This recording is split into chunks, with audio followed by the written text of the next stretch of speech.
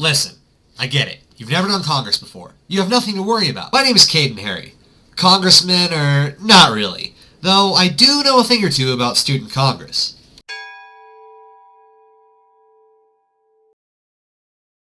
Congress procedure is fairly simple, so don't be intimidated. In Student Congress, students go over a number of different topics, legislative items found in the docket, that are generally legal or political in nature. A vote is cast after each item, but I'll get into that later.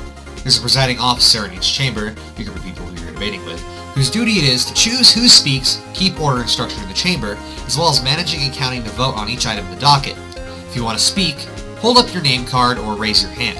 You can speak when you are called to do so by the presiding officer. Procedure is one thing, but vocabulary is key to understanding how Congress works.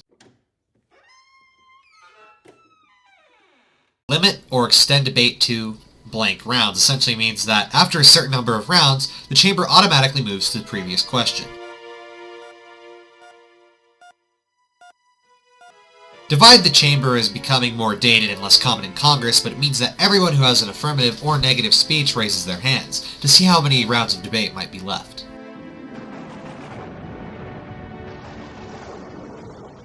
Point of order is used when you call out a mistake made by the presiding officer. It's generally appreciated, but don't be obnoxious.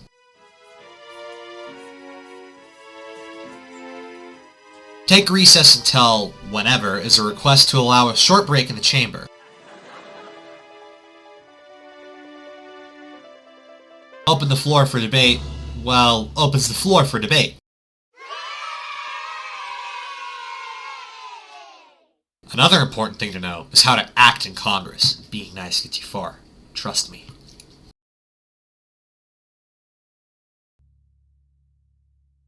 Don't bring up statistics in cross-examination.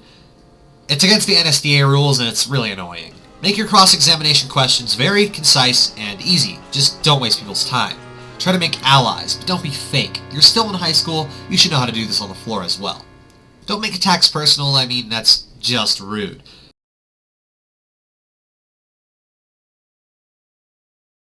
Now that you can somewhat understand your fellow debaters, you know the procedure, and you know the etiquette, you'll actually need to know how to be an effective debater. This starts with speech writing. While you don't have to write a speech for every item on the docket, if you want to be effective, writing a script is key to being successful. Writing at least 2 to 3 points for your argument, even if you don't write a full speech, will be vital to winning any debate. Remember, there are no winners in Congress. Make sure you know your stuff, and think of how others may try to debunk your argument during questioning.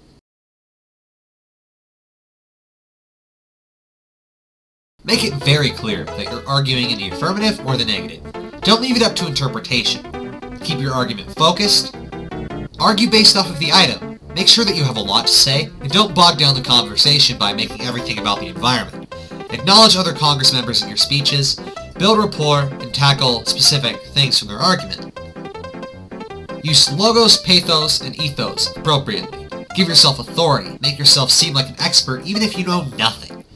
Find something that makes you stand out in a positive way. Uniqueness is a very important way to get your judges to remember you. Now that you've got the basics down, if you feel worried or unprepared, don't underestimate yourself. This is a huge learning experience, so chill out, observe, and have fun. You're representing Eagle Crest as a whole, so do your best and shut up about the environment and a bill not centered around the environment. Thank you.